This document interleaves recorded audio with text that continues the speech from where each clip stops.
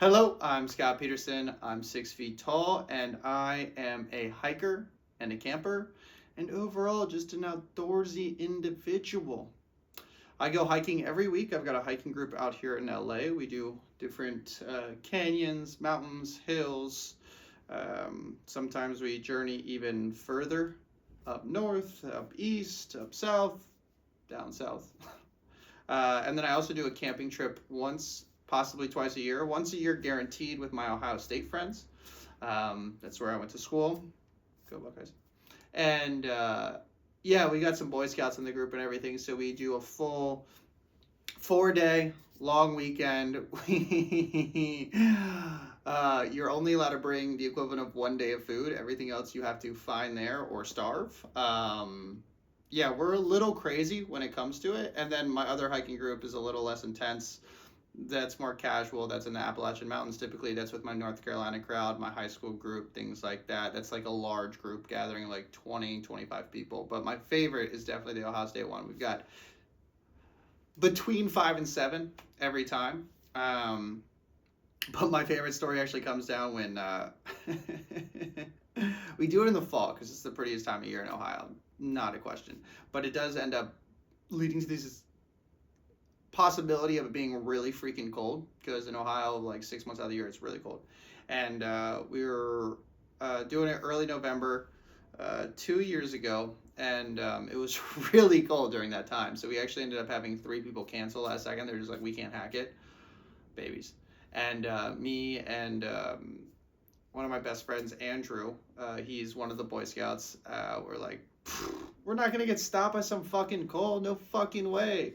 Can't hurt me, David Goggins. So we end up going there, and it basically ended up turning into a spiritual retreat because turns out one person ended up leaving early, which was planned. They told us beforehand. It wasn't like a big deal. So there literally was 3 of us, me, Andrew, and Kyle, and we ended up not eating and just suffering through the cold the entire time because all 3 of us would refuse to leave. And I know that sounds ridiculous. It is what it is.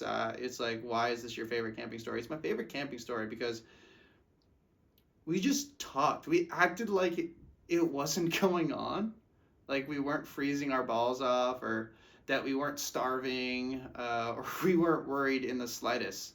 We were simply just existing and surviving and just having conversations of like, life. And it was just one of those beautiful moments where we were so present to not, we weren't looking for the escape, but the presence itself was the escape from what our reality actually was. And yeah, it's a feeling I've probably only experienced like truly to that level a handful of times.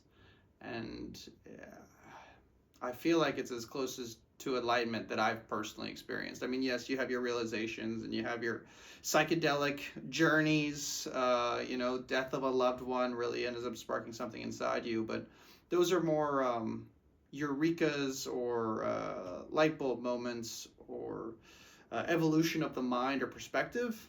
This is just pure blissful presence where you literally can be outside of your own senses of the world itself and just live in the moment, literally as you are a part of the moment.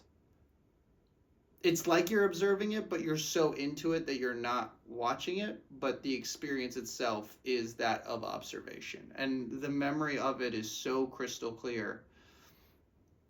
Like the brown wool socks that Kyle was wearing, or the the smell of a light dew in a frigid air, and the feel of like the redness on your, it's just so vivid in memory. And yeah, that's my favorite camping trip. And it's not really close. I mean, there's been other ones with more fun times, but again, it's tough to beat when you get that feeling.